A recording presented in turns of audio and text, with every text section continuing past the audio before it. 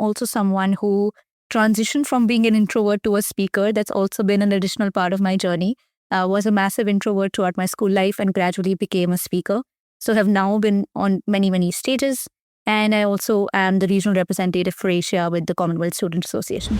As an individual, the growth journey was massive, and I went on to be selected as one of Asia's 100 Women Power Leaders for 2023. And I was also a part of Business World Wellbeing's 30 Under 30 for the same year. So yes, it's been like a massive journey of learnings, growth, so much more. So the power of an idea, the power of wanting to do something to the community, not only kind of has galvanized something for the community, it has changed and shaped you as well as an individual.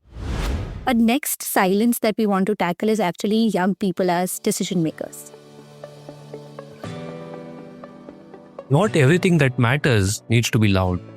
Some conversations help you pause, some help you see differently, and some stay with you long after they end. Welcome to Inspire Someone today, my dear listeners, a space for honest conversations about life, work, and the choices that shape who we become. No quick fixes, no borrowed certainty, just real stories, thoughtful reflection, and the quiet courage to live with intention. This is Inspire Someone today, where conversations are human, reflective, and meant to stay with you.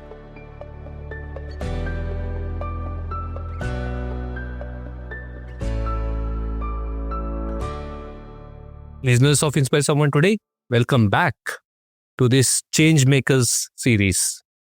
Change doesn't begin with answers.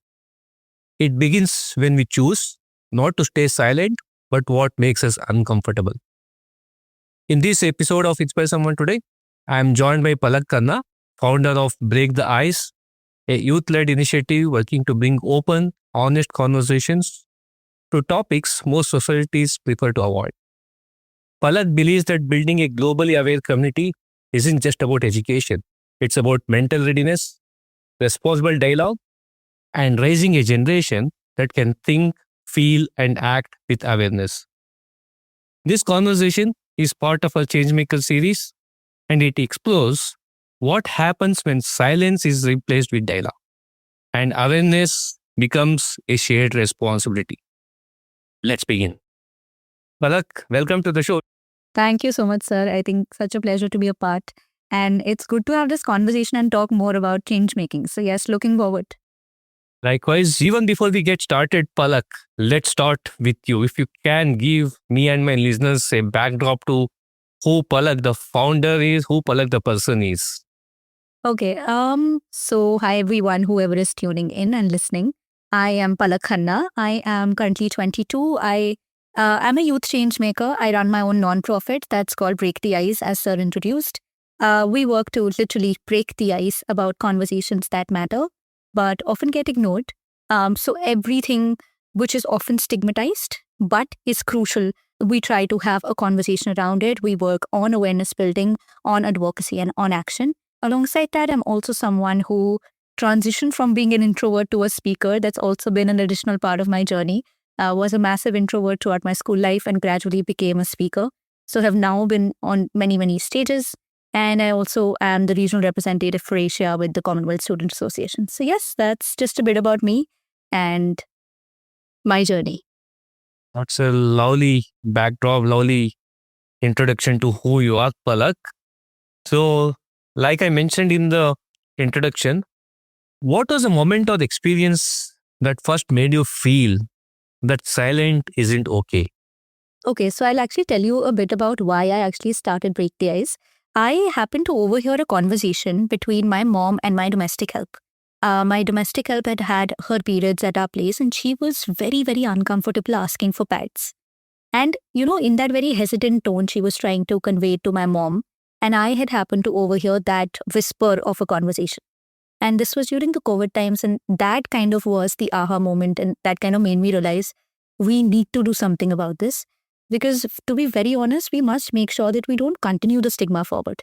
Even if it was a stigma in the past, right? We need to make sure it doesn't continue forward and we break that stigma as we go along.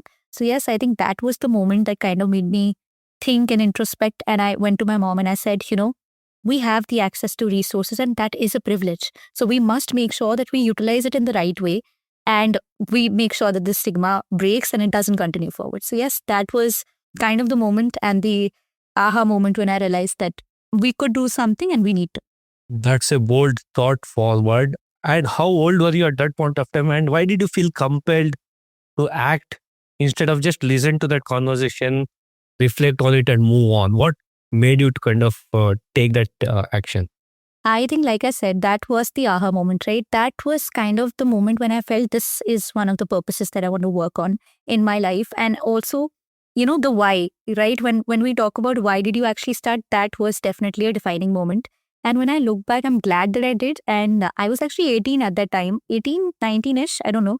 So COVID 2021. And yeah, so that was definitely a defining moment when I felt it was the moment that kind of made me reflect on why am I sitting silently. So it was actually a reverse moment of not just that I need to break the silence, but also on we all are accountable as individuals and we must make sure we do our own bit. So yes, I think that was a thought that came to my mind and I thought, let's do it.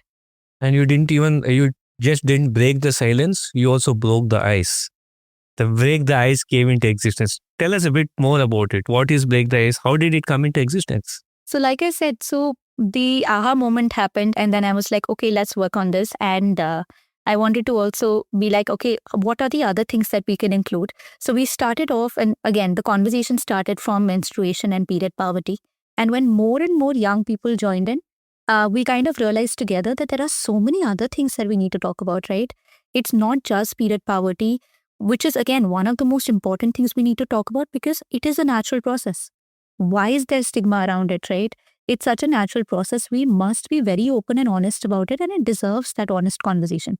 And when when more and more young people joined in, we kind of, because this is for the youth, by the youth, we gradually realized that there are so many other topics that we can include, whether that's mental health, whether that's gender equality, whether that's sustainability, whether that's climate action, whether that's youth empowerment in itself as well. Because again, a lesser talked about conversation, or maybe just a conversation where there is a lack of awareness, right? So yes, it kind of expanded to a lot of topics and we work on all of them now. And you pride with the fact of building communities. You said by the youth for the youth. Yes. What's the idea behind that? Again, because I was a young person myself, a lot of people in my network were also, all of us together, we were young people trying to create a change. And when we realized that also breaking the ice means also helping those in the future to break the ice and continue that cycle forward, we want to make sure that it's young people for young people so that the future generations definitely break the ice at the initial stage itself. Or maybe there is no need to break the ice because all of them will be such normal and natural conversations. At dinner table conversations, at volunteer positions, at everywhere. So yes. So you and your group of friends, your community is trying to normalize some of these conversations that seems to be tabooed. And having worked in this space for the last few years, Palak, why do you think some of these conversations are still tabooed? Talk about menstruation, talk about mental health. What's going on? What is your take on that? I think there are two sides to it. So, and these are two very extreme ends of the spectrum. One is, of course, the lack of awareness, right? There is a lack of awareness because it has been presumed that these are conversations that are stigmatized, and they're often just simply pushed under that carpet of ignorance of these are stigmas. We don't talk about them. And that is where the lack of awareness comes in. And of course, a sense of ignorance as well. And that has continued forward. So it's almost like a vicious cycle of, generation after generation being like, this is an uncomfortable conversation, let's skip it. But the other side of the spectrum is misinformation. And I think we've realized this over the years that it's not just the lack of awareness or, the silence. There's also misinformation, and so much misinformation that's kind of made it a stigma. Because with the lack of the right kind of information, with whatever information is available, that has created a sort of, a bubble around that conversation or that important topic, for example, mental health, where the dire need is a mindset shift also. So I think, two very, very different ideas and challenges across the spectrum, which is lack of awareness and misinformation. That's an interesting point. Lack of awareness or lack of information on one end of the spectrum and misinformation on the other end of the spectrum. Give an example of the work that you have been doing. Where both end of this spectrums are playing out? So definitely mental health, like I was saying, mental health as a conversation. And of course, this is not just common to our culture. I think it's across many, many cultures, across boundaries as well. The conversation around mental health has been very stigmatized. So whether that's a lack of awareness of knowing this is as real as it gets, and a lot of people face mental health challenges, and there needs to be a clear approach on what do I do if I face those challenges, right? So at one end is that lack of awareness on if I'm feeling low for a consistent amount of time, what do I call this? Right? And at the second end, there is misinformation on using the word, for example, depression very, very loosely. Oh, I feel depressed, right? Because there is so much misinformation attached to it. And of course, the lack of awareness and misinformation, they're closely connected. Because there is a lack of information, that is why any information about that topic becomes a common idea because, that's the only thing that you know about it. So I think mental health, we've seen definitely both ends of the spectrum work very closely on it. Most people are either casually saying, oh, I feel so depressed. You're not. That is a very, very different thing. Depression, is a very different condition. So it's very important to understand that you can't use it very loosely just because there is miscommunication or misinformation across when what you want to say is just, I'm sad, right? So yeah, I think mental health has been one of those examples. Of course, there are many, many others, but we've seen this most, in the most sense in mental health. I think it's a very valid point to bring in. Lack of awareness, lack of information leads to generalization of things. Correct. You tend to kind of look at everything with the same lens rather than saying that, okay, this needs a different definition, this needs a different validation. Correct. Absolutely. And in the spaces that you have created, how do you go about creating these spaces where people who are part of these communities, these spaces, feel that, okay, they can speak up openly without being judged, can be honest? So how do you go about doing this? So again, it has been challenging, of course, because there is also hesitancy from people, right? Because conversations that are lesser talked about, again, people also feel hesitant. They also feel that there's a sense of judgment. So the first thing that you have to do is create a safe, non-judgmental space. And I think for us, because it was youth for youth, that definitely helps. Because you are actually also much more comfortable with people of your age or maybe similar mindsets, right? So when you're in a room where you're like, okay, I'm surrounded by young people like myself, you are slightly more comfortable in sharing your opinions. So it's a much more peer-driven, peer-led dialogue and conversation as well. But of course, one more thing that we've tried to make sure is, along with the safe, non-judgmental space that we create, we also make sure that if a topic is relatively, again, if there is massive miscommunication about a topic, we make sure that there is also an expert who's a part of that conversation. For example, for mental health, we've made sure that that happens definitely, because not just a safe, non-judgmental space, but also a space where you can clarify your doubts. If there's, a common misconception you've had in your mind, you can naturally ask the expert on, I think this is the case, is it not? And because it's such a safe space, you also get very honest, truthful answers. So again, you break the ice and you also take it forward in your own circles. On, back to your house, you're having a conversation with your parents at your dinner table and you're saying, what I learned about mental health today. So again, the ripple effect is what we're hoping to do. So starting from non-judgmental safe spaces, also expert-led wherever needed, and then taking it forward to the ripple effect. You were lucky, I would say, to have this conversation early on with your mom about a taboo subject, and that you took on to a community youth for youth forums. Mm. How do you envisage this to be the dinner table conversations? What needs to be done to make it front and center? I think, like I said, the number one thing would be awareness. And again, that's what we hope to do as well. The second thing that we work on is advocacy, right? Whatever you learn, you take it back to your own circles. So that, again, that ripple effect of change happens.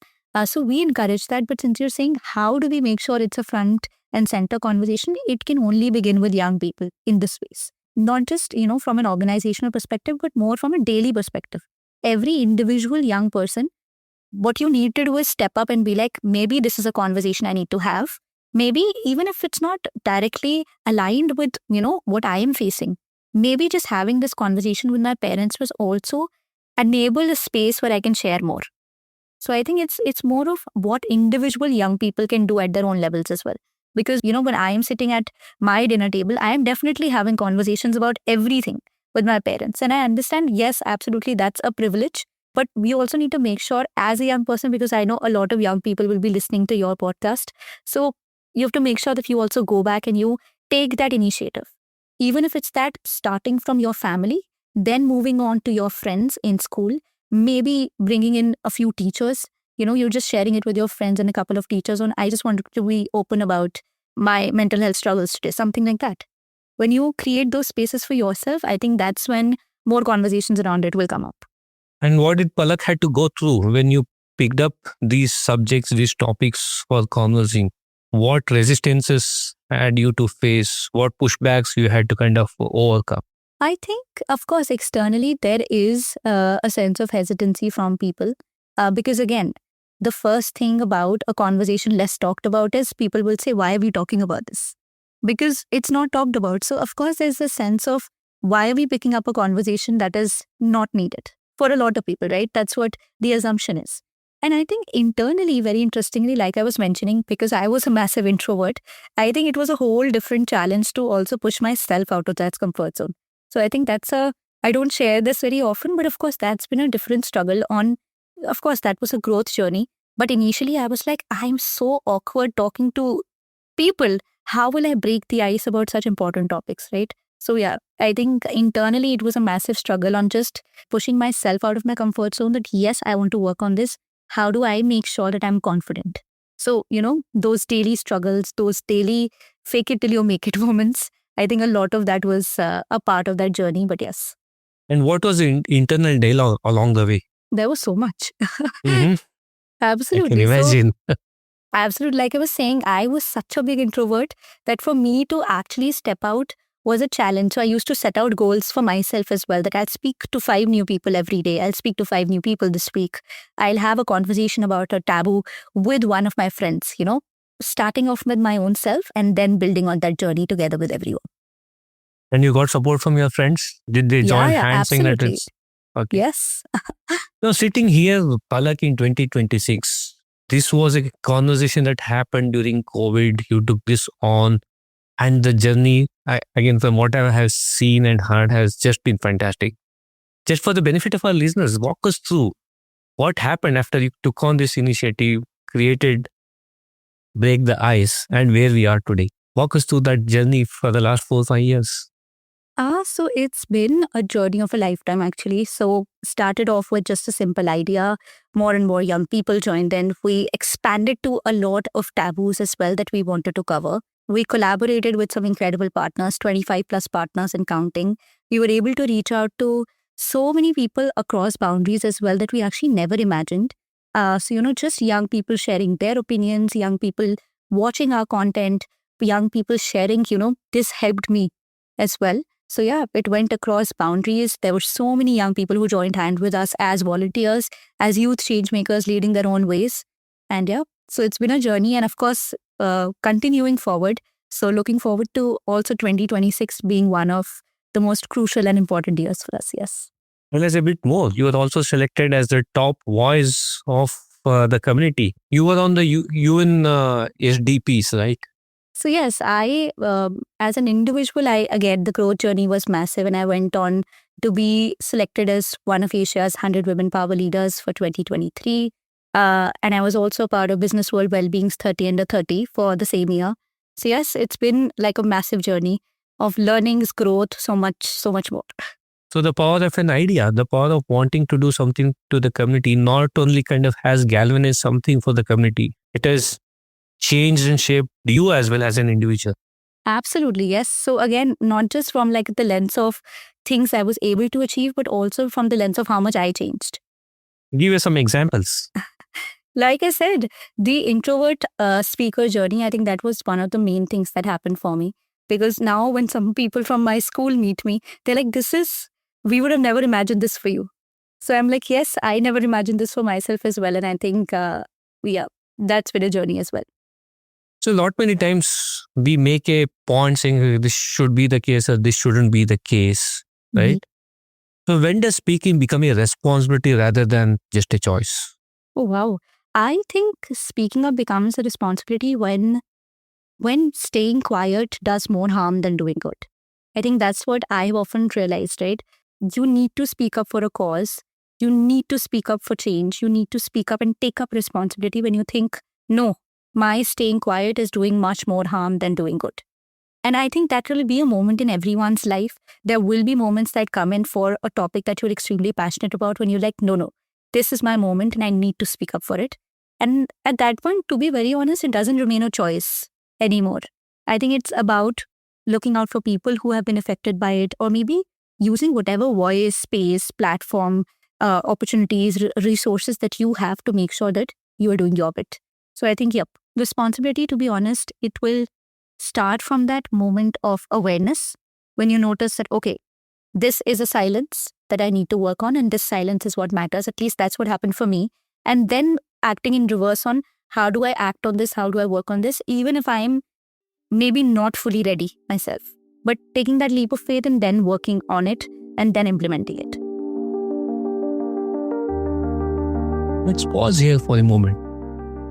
You may have noticed one idea quietly settling in. Something that doesn't need an answer, just awareness. Inspire Someone Today has always been about conversations that stay with you beyond the episode. Sometimes they continue in reflection, sometimes in action, and sometimes in community. If you'd like to engage beyond the podcast, there is an IST community where these conversations are carried forward thoughtfully. And if you prefer your own quiet space, the book Inspire Someone Today gathers many of these ideas for slower reflection. Let's continue. Well, that's so lovely, beautifully said. How do you seize that moment? How do you, for somebody who is hesitant, reluctant to kind of take on that, how do you seize that moment? What's your 1 or 2 tips to seize that moment? I think it's just, to be in a very cliche way, say just get started. But at a deeper level, it is, even if you need a day or so to actually really think about what you're hoping to do, and, I think journaling about it really helps. And it's a very simple thing, but journaling about what I'm thinking of, why do I want to do this, and what is stopping me, that is an introspection which will help you in the longer run. I think it helps me a lot. Of course, it was not for break the ice, but it is, again, in moments when I'm feeling self-doubt, when I'm feeling maybe overwhelmed, or there is something that I want to do, but I'm still constantly overthinking about should I or should I not. That's when I write down on what is stopping me. Because when you actually write it down, or even if you share it with someone, that's when you really think about, is this such a massive deal that's stopping me from implementing something? And 60 to 70% of cases, you'll actually realize maybe I was just overthinking too much about it. And maybe the struggle or the challenge or even the confusion I'm thinking about, it's much lesser than the purpose that I'm hoping to implement. So I think journaling for sure helps. So the big resistant breaker for all the listeners out there is write about it than overthinking about it. In the same context, Palak, you are a young change maker. What does responsible change making look like in spaces that resist conversations? So I think since you said responsible change making, I think that's a beautiful word, right? It's really about reflecting on, it doesn't have to be perfect. Like I said, you don't have to feel fully ready. You don't have to be loud about it. It's much more about showing that empathy. It's also about when you're acting, act with care, listen with care. You have to listen as much as you speak. You have to take that feedback. You have to push conversations forward, even in spaces where people might be hesitant, might be uncomfortable. And sometimes, honestly, it's something really small. Sometimes it's just about creating a room for others to be heard. Maybe it's just about raising a question that people are bound to reflect on. Or sometimes it's just sharing a story to at least, break the ice. So it's really about that courage to show up with empathy and then to start acting with a lot of care that can take you a long way, I think. I love that comment. You said making room for others to be heard. Such powerful statement out there. And that's a small shift, right? What can I do in my own agency to create those spaces, create those rooms so that the unheard can be heard? Really? So what's next for Break the Ice? What is your vision? What's the road ahead for Break the Ice? I think we are actually, of course, this is already something that we're working on, but a next silence that we want to tackle is actually young people as decision makers, not just participants, because we've often realized that young people, they are now a part of decision-making tables, yes, Mhm. but much more as beneficiaries rather than co-creators. So we want to make sure that young people today, they are not just a part of the conversation, they're part of the systems, they're part of the dialogues, that they're taking leadership roles, they are influencing policies, ideas, everything. So what we're hoping to do is create spaces where their voices are not just heard. Again, that's one of the major things that we want to do, but not just heard, but also conversations that can help them actually shape decisions in whichever agency. Tell me more about it. It's very intriguing, right? Youngsters as decision makers.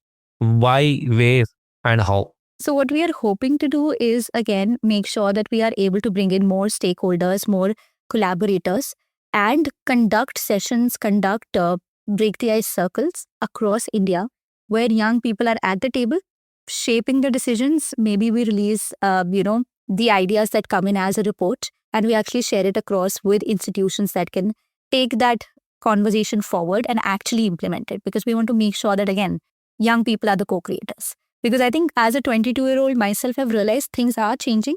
But again, there's a long, long way to go. So we have to also, be a part of it. Nice. So you kind of answered my next question. That was basically, what's the next silence that you're compelled to work on? And you said you want to kind of bring decision making to the youth of this world. And how do you want to work on this? How do you see this evolving? Is it through the same break the ice circles? Are there any other thoughts? So again, it's in the works, but break the ice circles would definitely be one. Yes. What was early influence for Palak to kind of go down this path that you have kind of taken up now? What was your early influences? What made you to do what you have been doing today? I think the aha moment itself, I know I come back to that story again. So that's your grounding point. Mhm. But I think that, and again, the young people that joined us as well, their stories, their journeys, and also their struggles in their own ways. I think all of that combined kind of made me realize this is definitely something I will continue till very, very long. Yep. And I'll make sure I do. Wonderful. In the short journey that you had, Palak, any stories, anecdotes that you would want to share that makes you feel that, okay, this journey was worth taking? And why did I have to wait till I turned 18? Why not earlier? And similarly, stories that made you to regret on one of those off days, saying that, why the heck did I take on this journey? I think I'll talk about the positive first. To be very honest, I don't have too many negative stories. It's wonderful. Whenever I, have a challenge, I do reach out to a few of my mentors or even my mom, right? I just share it with her, and just conversation kind of helps. And I know that's kind of become like a part of my own brand as well. But more or less, that has helped me because I am a massive overthinker. I am a massive perfectionist, have been throughout my life. And with that, of course, there's a lot of challenge that comes in. But again, journaling, having conversations helps. So from the negative perspective, there aren't too many things that I look back on and think, why did I start? It's more on, oh my God, I never imagined I'll reach here. So I need to also be grateful for that. But for the positives, there are so many. I think when we have sessions and there are people and parents who reach out to us and say, thank you for having this conversation. And it made so much sense and it was so meaningful. I think all of those messages from parents actually stays with me. And I actually keep them in my starred folder on WhatsApp. On wherever there are moments when I'm feeling low or even just tired, right? Just that overwhelming feeling of there's so much that needs to be done. Then I go back and I check that starred folder and I just feel grateful and happy again on, oh my God, there are so many people who've seen the work and who are grateful for that work. So we must continue. Wonderful. Well, like, if there's one insight this journey has given or clarified you, what is that one side that you would want to share with all of us? It's definitely stepping out of your comfort zone. Even if that, again, I know that a lot of young people will listen to this insight and be like, this is really simple. But the idea is that even if stepping out of your comfort zone is something we hear maybe every day or we see, across quotes and messages in every place, I think we don't really realize the importance of it. I did for sure. Because I think that's such a small action, but when you do take that step, and even if it means, stepping out of that comfort zone 1% a month, right? A lot changes over the year. When you reflect back on the compounding effect, it's enormous and you suddenly realize, oh my God, the circle that I built for myself, I have expanded that circle many folds. So I think very simply stepping out of your comfort zone, whether that is working on that idea that they were, lagging behind on for ages, maybe volunteering for a cause, maybe starting your own, maybe simply, for example, creating content. I know a lot of young people today want to, right? So if there are any things in your mind that you're like, this is way out of my comfort zone, or I'm feeling nervous about it, just do it. If not, it'll be a great learning experience for you, and it'll definitely take you to places.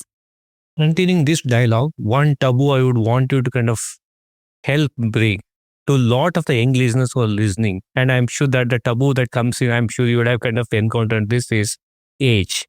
Oh, you're too young to do something like this. Oh, what do you know? You don't have the experience. Who are you to kind of come and talk? And that holds back a lot many people.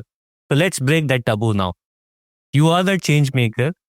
Age is out of the equation, and you're making significant changes to your community, to the country, to the world. So let's break that taboo of age. Definitely. Oh my God. Absolutely. +1 on that. I think age is, very sadly, still there is an age bias that exists. Whether that's like a mental bias or just like a bias that just exists across rooms, right? On people saying, oh, they're too young to maybe know. Or maybe they know things that aren't enough because they are so young. But I think age can definitely be an advantage if utilized the right way. I often say this: if you know how to utilize your age the right way, if you are open to learning, adapting, collaborating, getting the right mentorship, it's the biggest advantage because you're starting out earlier. You'll learn quickly. You'll make those failures also early on. So you're sure about, that the time I've spent in learning when I was younger, that will definitely reap good rewards in the future. This is for those young change makers who want to make the change. How about those older listeners who can support these young change makers? What do they need to be doing? Nothing. I think just providing that supportive environment. If, because I'm glad to see that a lot of parents today are supporting young minds, and they're also, a part of their journey of breaking the ice about important conversations. And the best thing that I see is parents being like, okay, this is a safe space, share what you want to.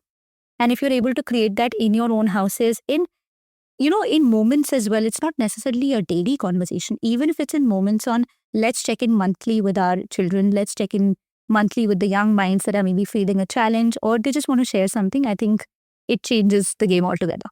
Super. Well, look, what's one small reflection or a micro experiment that you would recommend all of our listeners to try this week?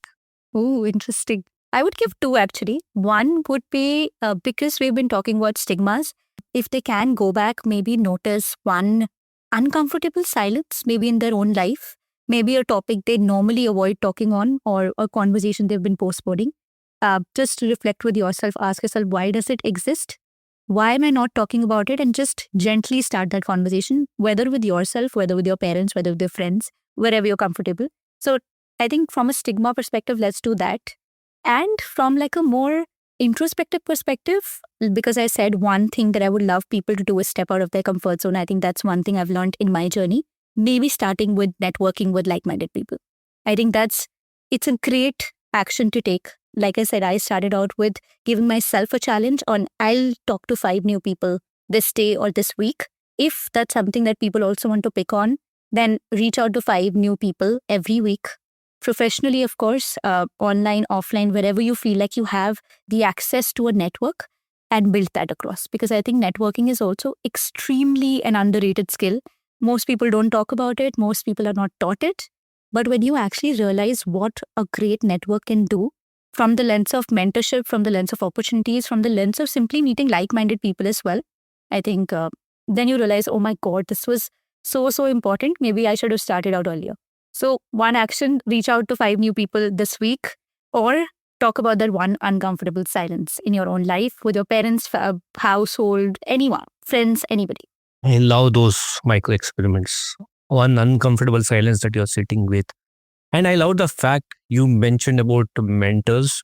Not to bring, again, an age into the conversation, but it's very heartening to see the impact of mentoring. Talk us a bit more about it. Why do you kind of gauge for mentoring? What's been your personal takeaway, and why do you encourage people to get into mentoring? I think mentorship is like a great way to learn from the right minds. Because to be very honest, when I used to reach out to people, I did not think of people will mentor me. And I remember once, because I used to create content on LinkedIn, I do still, but when I just started out with my journey on creating content on LinkedIn, there was a very senior person who reached out to me on, I love what you're doing, I love to mentor you. And I got on a coffee chat with her, a 10-minute virtual coffee chat, and she was like, yes, I love to help. And I was screaming in my mind on, why do you want to help me for free? You are such an established person. Why, give up so much of your time to help a stranger, honestly? And that was the moment that I realized, okay, I think what most of us do not think of, and because we're so afraid to reach out to people, we don't realize that people are actually ready to help. So that changed my perspective on mentorship. And now I've had so many mentors in my life. Mentorship really builds that capacity to experience, to experiment through someone else's views and lens as well. So it's a great way to get access to more viewpoints. Because all of us, of course, we have our own values, we have our own systems, we have our own experiences. So we look at every challenge through our own lens. But when you have more people looking at the same challenge through different perspectives, it's a great way to really see on, am I on the right path? Can I improve maybe something around this? Or is this validation for my own viewpoint as well? So yes, all of it. Wonderful. Thank you so much for sharing that perspective, Palak. This has been one lovely conversation. Loved everything that you stated. Love the mission that you're kind of carrying forward. On behalf of all my listeners, wishing you the very best on your mission that you're making, what you're trying to kind of bring to the world. This podcast is all about creating ripples of inspiration. Before you and I sign off, what's your Inspire Someone Today message to all the listeners out there? Oh, that's beautiful. You should continue the work that you're doing. Keep going at it. Step out of your comfort zone, because you never know who takes you as an inspiration as well. Thank you for spending this time with us. Conversations like this remind us that growth doesn't always come from answers. It often comes from better questions. Inspire Someone Today began with the belief that each of us has the power to make a difference. Not through grand gestures, but through everyday choices. That belief still holds, now with a little more depth and a lot more listening. If something from today's episode stayed with you, carry it forward, share it, sit with it, or explore it further through the IST community or the book Inspire Someone Today. Until we meet again, stay curious, keep inspiring, and inspire someone today.